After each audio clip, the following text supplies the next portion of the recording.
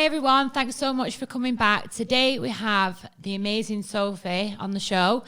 And the reason why I brought Sophie on, before I kind of like give it all to you to do the speaking, I just want to say why I've got you on. First of all, I think you're amazing, and you're going to tell everyone why.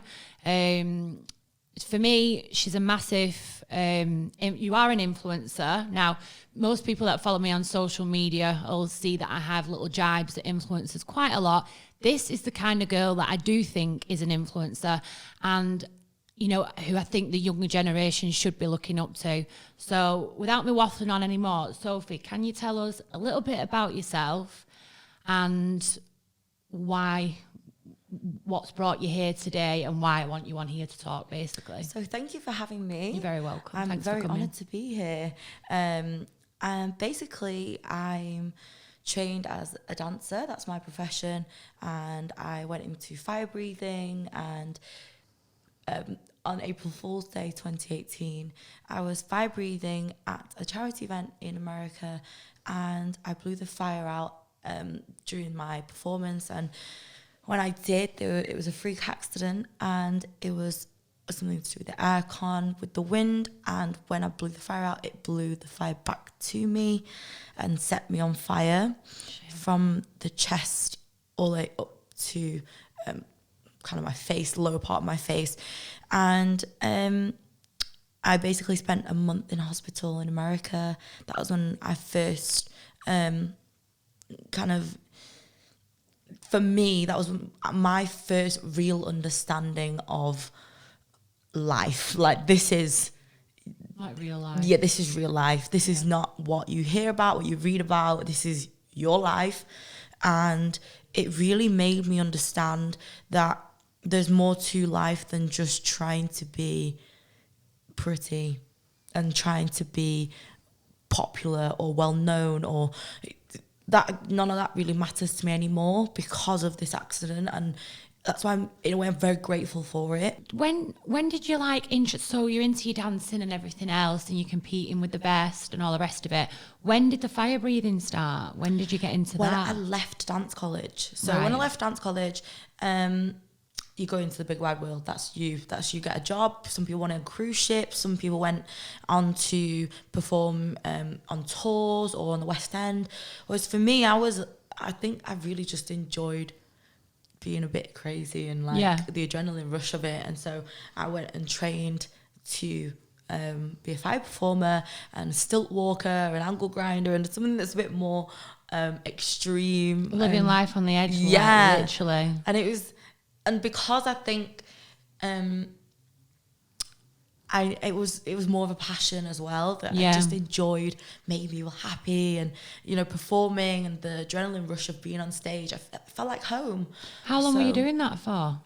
Fire breathing. Yeah. So about 5 years, 4 or 5 years. 5 years. Yeah. Jesus. Mm-hmm. So obviously, it's not, I'm saying it's a touchy subject, but you're such a confident person. That's why when I seen some of your videos on Instagram, I was like, this is unreal that this girl is so, I mean, the pictures just make me laugh when you're in hospital and you've got I just thought she's so uplifting. Like, how can anybody seriously moan about getting out of bed today when this girl is, you know, in hospital, but surrounded by like KFC and stuff like that? I just loved it. It was great. Obviously, people watching don't really know what I'm talking about still. So tell us how it happened, what happened, and obviously to the level that you're comfortable talking about it. Yeah, of course. I always believe that now anyway, the more that I talk about it, if anything, it helps me as well as helps others out there, because I've come to accept it more and more each time. And every time I talk about it, I'm even more empowered about it, because I'm so proud that I'm able to sit here and talk to you and share with the listeners what I've been through, because, you know, that I get a platform to do that. Yeah. And so basically that fire accident happened, and that month that I spent in hospital in America, I spent that on my own. And the first part of it, I was in intensive care, so I was hooked up to machines. I couldn't really do anything for myself. Were you awake? I was awake, but was present, but I wasn't present, if that made sense. Shit. I was just Basically, I was existing. Yeah. And for me, I will never forget that time there, because that is what, in a way, makes me wake up every day grateful for where I am. Oh. Like to wake up being hooked onto a machine because you can't even breathe, you can't even see for yourself, you can't do anything for yourself, that are basic things that you do. That you take for granted, that every one of us takes for granted. Just being able to breathe is, I think, is so, like, now it brings me to kind of like a bit speechless, because at a point in my life I couldn't do that for myself. That is crazy. So you couldn't breathe. Tell us what happened, Sophie. Like what? So when I breathed the fire out, the wind, because obviously it happened to me, I can't exactly pinpoint the exact of what happened, because it was so fast. It was just, you were in America, is that right? Yeah, my body went into survival mode because I was on fire, so my body went into shock. And during that time, even now, like, I feel like some parts of my mind it's erased it, because it's a part of my life that was so, like, fast and drastic and really quite overpowering to accept. So I think sometimes when things like that happen to you in life, you become numb to it. Yeah, really. That is exactly what I am. And I think the recollection that I have is more from hospital, because that's where I did a lot of my thinking, and that's where I did a lot of my reflection, and that's where I did a lot of my growing, I would say.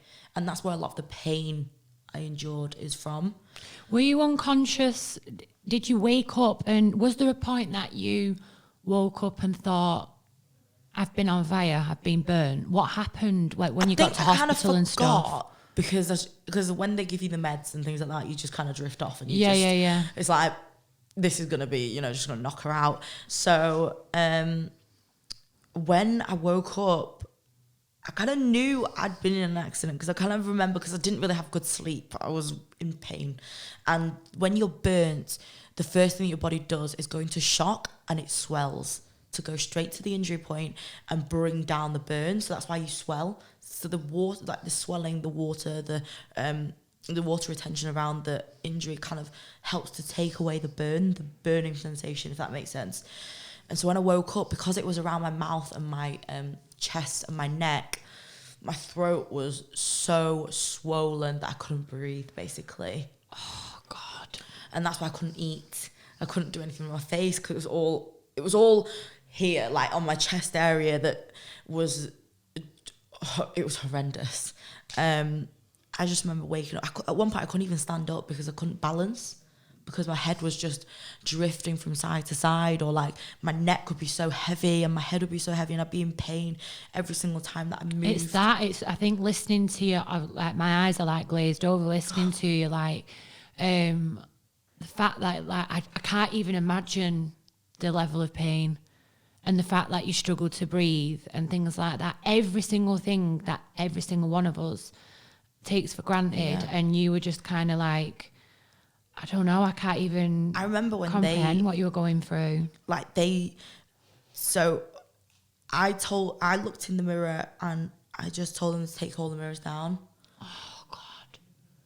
I couldn't. When did they show you them? Like, when did you look in the mirror? How soon after? It was like, so I could only really do anything myself about 2-3 days later, when I finally, like, kind of came round properly, that I wasn't bedbound. Were you still on your own at this point? Yes, I just needed to be on my own, because I couldn't. I personally think I couldn't physically be strong enough for anyone at that point, not even for myself. So for me to be strong for my parents, or for anyone that's just sat there glaring at me, I couldn't do it. I can't even, what the hell your parents must have felt like in another country as well. Know. Like, being a mum, that is just one hell of a awful thought, what they must have been going through. And in some way I feel sad, because, I didn't want her to think that I was pushing her away. No. But in other ways, I wanted her to know that I'm okay, I just need to do this for me. Yeah. I have to do this. It was all about like how I have to, because otherwise I feel like when people in hospital, that is a safety blanket. Yeah. You're in there because you're injured, and whatever you look like, whatever state you're in, you are always loved because you cared for. That's your state of recovery. But when you go into the real world, like the first day I stepped out of hospital, I remember I went to Sephora in Chicago because that's where it happened, and because I wanted to get new makeup because I couldn't get new makeup. I just wanted to get new makeup. My mum treated me and she took me to Sephora, and the first thing that there was a group of girls there, and they were just looking in the eyebrow section. First thing they said to me went, "What happened to your face?" what? Yeah. And wow, that took me, that was literally like a punch straight in the face, like, because that's the real world. But that's the real world. Yeah, they don't know what you happened literally to can't me. fight the world either, Of can course. you? But yeah, it is the real world, but what the hell is wrong with people? That's like, why now that? I literally do not give a shit what people say to me, because it's a bit like, well, I'm lucky to be here. Do people like, I mean, I don't want to like derail too much because I still want to, it's so important, I think, that you talk about each and every step. So people watching who, you know, people who moan about the slightest things, me being one of them, like sitting, listening, talking to you, like I have a complex about certain things on my face, and I just think, do you know what, Helen, have a day off. Like, listening to you talking about to like these people, in a way, I feel like they need love the most. Yeah. Because they need to be educated and they need to be helped, and you know, like, I don't feel like any negativity, I can't take it personally because you don't know me personally, so I don't really give a shit what you say about me. But then when you meet me and you actually talk to me and open a conversation, then I suppose that first question that these dumbasses said kind of woke you. Yeah, it did. And it made you get, I suppose, some kind of a shell, really, I'm not wasn't about it? your parents and the nurses can only hug you and baby step you so much. Yeah. Until you actually meet people in the real world that are like, well, what happened to your face? Like, I still get it the other day, like, oh, is this a fashion accessory? And I'm like, a little bit, yeah. And that's that. Because I feel like whatever you don't really know, you don't really need to know unless you want to know. Do you know, like, I don't get why take everything with a even pinch of ask, salt. really, unless like I would never ask you. I'm sat talking to you and we talked before the camera started rolling, but I would never in a million years come up to you and ask you anything like that. Even though you are a strong, like, you can tell that you've got like skin thicker than a rhino, but it's just not. It's not. I just don't get why people are so bloody personal. But it's a good thing because you get to talk and you yeah, exactly. So going back to that comment, these people say to you, "What did you do to your face?" What did you say? I just said, "Oh, I've just come out of hospital, just had some surgery, and I hope you have a nice day." You don't need to know about me. And what did they say? They said, "Oh, cool." Because they're young girls, like, they don't. All they care about is what they look like, and if they are in there thinking about what they look like, I just can't. I won't even get onto it. But like, we've all been young, and it's just not something.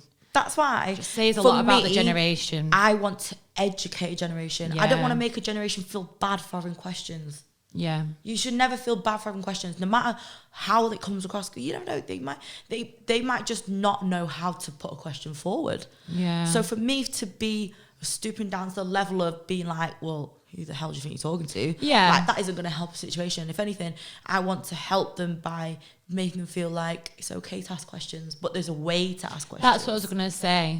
There is, everyone kind of knows how to speak, or they should know. Like, if you're in a makeup shop on your own and you're shopping, you should know how to talk to someone. Yeah. But I think that goes down with talking about what we were saying before we started filming.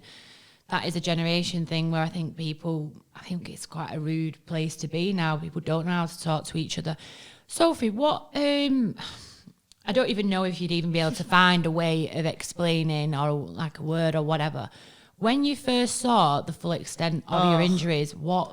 It was when they asked me to have a shower, because I burnt my hair. I was all burnt, like, just all I could smell around me was burn. You could smell it. Like, because obviously I'd just been led there. All they did was put ointment on me straight away. This is on your chest as well? Chest. Like, they were talking about skin grafts, this, that, and I was like, I don't even... the last time I was in hospital, prior to this, I was born, so... Do you know what I mean? Like, I've never been in hospital in my life. I've never really... Like, I barely even get ill. I rarely get ill, like, at all. So, I was led there, like, absolutely didn't even know what day it was and what had happened, anything like that, and I'm getting told...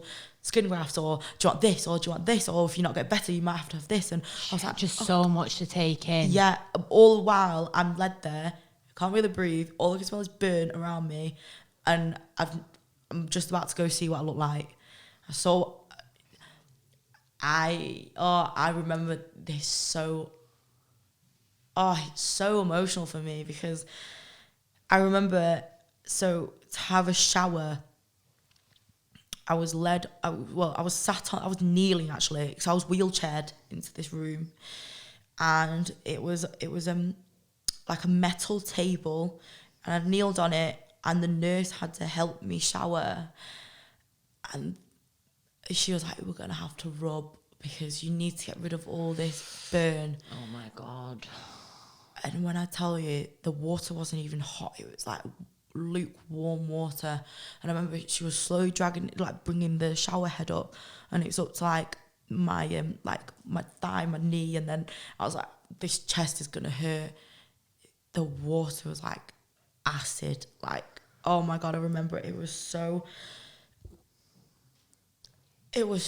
raw, like oh no.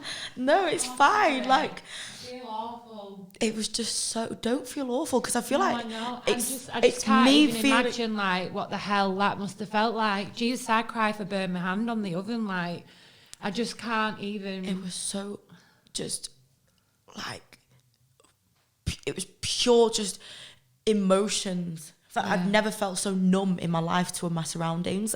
Everything was just like, I cut everything out, and all I could see was just bits of blood, bits of hair, bits of like my skin, and like burn. And that was when it hit me, like, oh my God, I can't believe this has happened.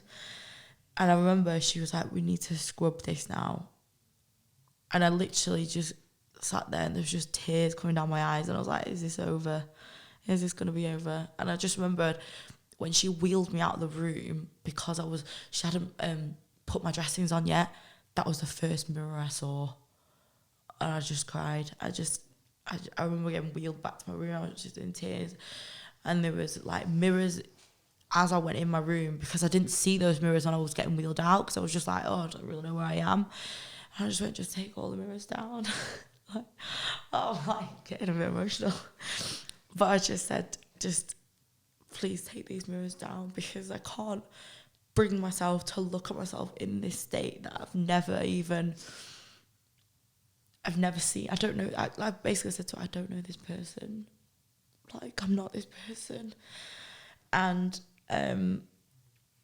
basically, moving on from that point, I lived a very sheltered few weeks of, I couldn't really step out of my room. I didn't really want to open the windows, didn't want to see daylight. I just had to be on my own. And I remember I just needed to cry it out, let it all out, pity myself. And then after about 2-3 weeks, bear in mind I showered every day, and it was painful. But I remember the nurse coming and going, Soph, you're going to be fine. Don't you worry. Every single time you scrub, you're scrubbing away a part of you that you don't need anymore, because a part of you is going to be growing to be even stronger than that part that you threw away. And that's what got me through. And I feel like every single time that I felt that pain, it toughened me up to be where I am today. You are just like so strong. Thank you. That's why it's so hard watching you kind of relive like what you went through. But it's almost like, do you believe like everything happens for a reason? Because I do think like, I don't know, like it's almost going to be like that. You were amazing anyway, like your performer and everything, but it's clearly going to make you. can I just say the day this happened, April Fool's Day 2018, was Easter Sunday. And I've never been fully religious, but I do believe for that day of resurrection, I resurrected as a new person. I fully do believe that. In my mind, I became someone who I never even dreamed I would be able to be. It could have broke you. Of course. Like when you were laying hospital, I suppose that was such a testing time. It was either make or break, and all of a sudden, I was so relieved then when you started talking about how like a couple of weeks went on, and then you basically saw the light, didn't you? Definitely. Like that's what everyone watching is like, obviously buzzing to hear when you say that. You've got like a massive following, and you're so honest about every single step of the journey, which is just so admirable. You've never sat there feeling sorry for yourself, and like a lot of people do, and they do have a right like to. I've done it, but I have. You think you did that in like that time that you were on your own? If anything, every time I've been in hospital sitting, so like for my surgeries, that week I take some time out for myself to pity myself and be like. But then I think back to the first original time, and I think it's never going to. You bring it back home again, And that first original time, what brought me to be so resilient was, fuck this, because I either crumble and cry, and sit there and pity the fact that I'm never going to do what I used to do before, or I accept the fact that. It's not the end, it's a new beginning, and make this even better than what I was before, and make me better than I was before, and make me be the woman that I would look up to. Yeah. You are like, I don't know what the word is. It's kind of like, you've got a gift. Thank you. That like, I know that's such a like cliche thing to say, and I'm not saying it like lightheartedly, but you do have a gift. I feel like without this sounding wrong, I felt like it has happened for a reason. The way you conduct yourself and the way you speak on, the way you influence, and I love that I can say that and actually mean that, you are influencing a lot of people who are going through nowhere near the amount of... But that's my point. Like, I never want to make someone feel like your hardship cannot be... I never compare my hardship to someone else's hardship. For me, I congratulate you and every single person listening and every single person in this room for just having the courage to face the world today. Yeah. And that's why I will never belittle someone's problems, because someone's problems could be the end of the world for them. Yeah. Never mind what happened to me. So many people find you inspirational. I think I can speak on a lot of people's behalf saying that. Thank you. But like, it's bizarre that certain people almost want to see you just because they're waiting for you to crack, they're waiting for you to think, and I'm like, babe, it's like, why are you not wallowing in self-pity, and you have a problem with that? Or if a day that I do, you're all of a sudden fake. I'm like, wow, okay. I think it's great that you're doing both. I think it's great that you're being completely open and honest. Like, that's one of my issues personally with the whole influencer thing, is how a lot that I have followed and then unfollowed not long after, they don't tend to talk about the down days, and that's really important. If you've got a big following, then have you not got some kind of a duty to make sure that you actually do have the crap days as well as the good days? Absolutely. You've just nailed that like straight on the head. Like, I do believe that the word influencers thrown around a lot, like fling here, fling there, you're an influencer. But I do truly believe that even the word celebrity, I would say, is thrown around a lot. In my eyes, how I would explain an influencer or a celebrity is if you've done something that is honourable enough to make you someone who influences someone's mind, and someone who... a celebrity... David Attenborough is a celebrity. Yes. Yeah. Like, I just believe that they're the kind of people who... are our voice. Yeah. And the voice that should be heard. Not just... I don't want to be a girl that stood there trying to sell you a dress. No. Do you see what I'm saying? Thank you like, for saying that. I want to let you know the reason why I'm wearing that dress, because I feel empowered and I feel bloody beautiful wearing what I'm wearing, and you should be absolutely, empowered. Not because by you're getting a yourself. bit of commission. No. No. Like, I don't care about money. Like, with this accident, I lost my job. I lost my life. Like, I nearly lost my life. My life was my job. And my income went from having an income to absolutely... To nothing. Nothing. That's why money for me is absolutely like, if I have it, I have it. If I don't, then whatever. Yeah. Money is the most common thing in the whole world. Yet we absolutely bend over backwards for what? I know. Life, you only get one. Money, they print more of that every single day. Like, yeah, it comes and goes, and it does course. come and go. It literally does. Can you talk to us, Sophie, a bit about your operations? How many have you had, and what's it like to go through it? So about when I came out of hospital after that month, during this time period, my scar, it was flat at first. So the new skin that was formed was my scar tissue, they thought. It slowly started to raise. So they first thought it was a hypertrophic scar, which is a scar that raises from an injury point. But then it started to grow out. And then it started to be very, very angry, very intense. The growth was so intense. It was growing rapidly week by week. Every single time I was going to hospital week by week, they were saying it's growing even more. And then which would frighten you even more if the experts are saying this to you as well. Had no idea what was going on. Oh. And then I got diagnosed with a keloid tumour. So it's a benign form of tumour which isn't cancerous, but the characteristics are the same as a tumour, so it'll grow because it's got a blood supply to it. But what they explained to me was, because of my ethnicity being Oriental, or even people with pigmented skin, it's very predominant within those ethnicities, yeah. And basically, they had no answer for me how to get rid of it. And I was basically months on end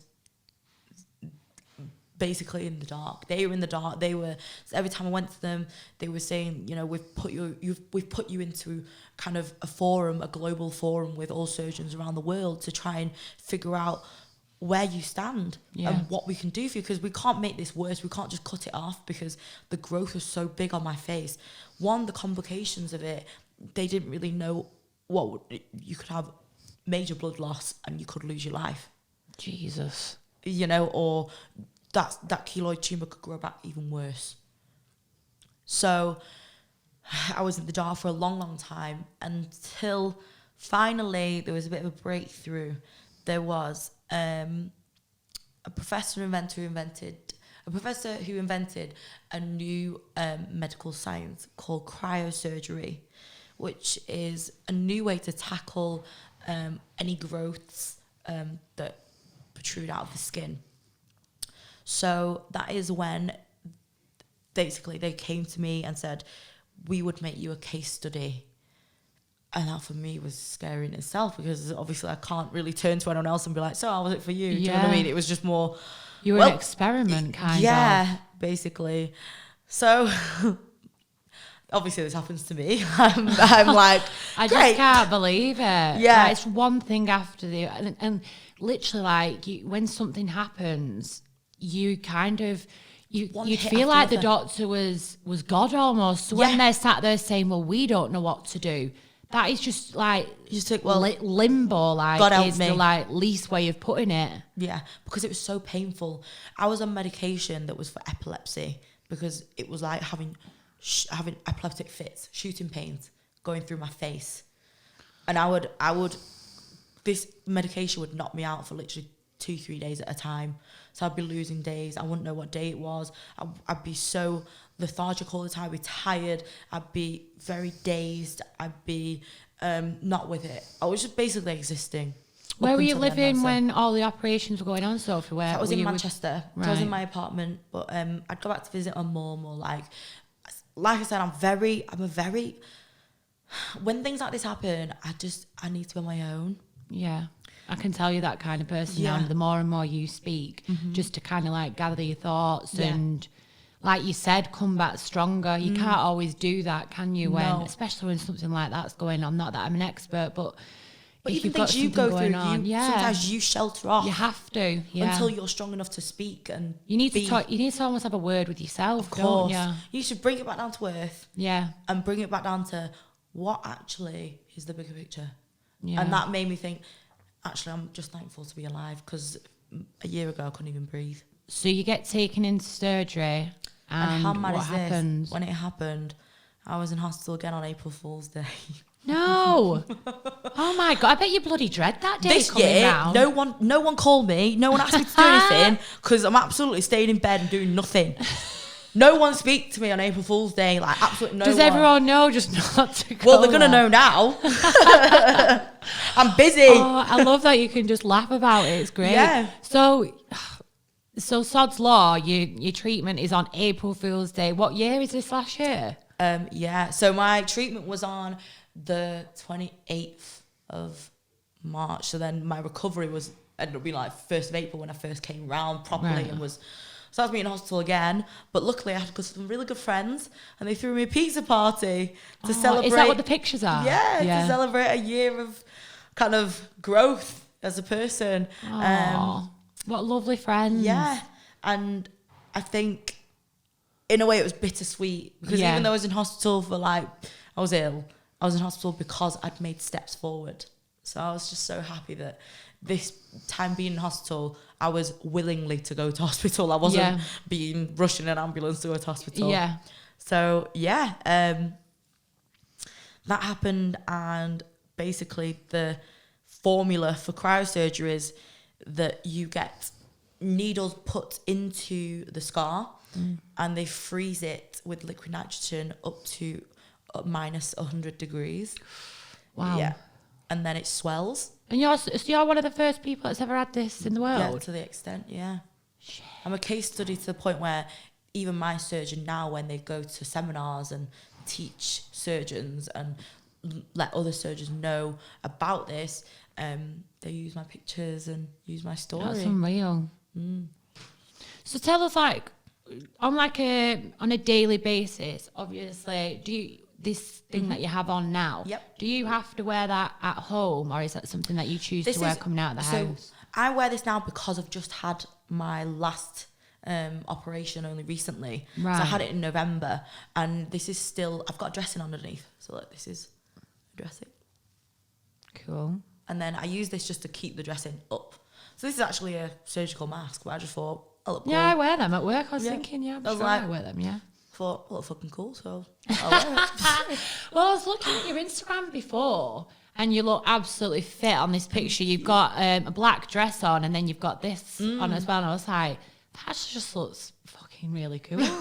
She looks dead good with it on. Yeah, I just love that you're completely owning it, going out, looking. I know you say it's not all about how you look, but you do look bloody absolutely amazing. For me. Yeah. Because even though sometimes dressing, my first dressing when I first used to do it, it was like a patchwork blanket. I'm not gonna lie to you. I'd sellotape bloody in my eyebrows. I was like, well, this needs to stay up right here.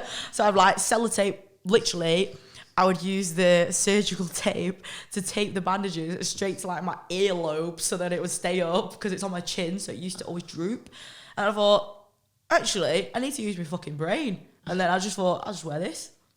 It's a good idea, and it actually does look cool as well. Thanks. Sophie, what do you think about fire breathing now as a whole? What's your opinion on it? I don't have a bad opinion on it because it was a passion of mine, and it still is a passion of mine, because it wasn't something that was self-inflicted.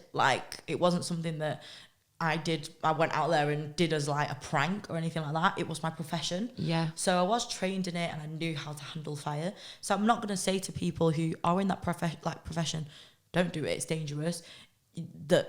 Actually, it is dangerous, but I mean to the extent of don't do it. You wouldn't say don't do it. Yeah. I'd just say be very vigilant of your surroundings, be very careful with who you've, where you're performing, what your surroundings are, and just make sure that you're safe. And make sure that you're prepared. Would you perform, obviously not fire breathing, but Fire. Would you dance again? Would you perform on stage? That'd be so amazing to see. Yeah. because I think for me that is a milestone that I know for a fact if I was to do that and perform, I'd just cry.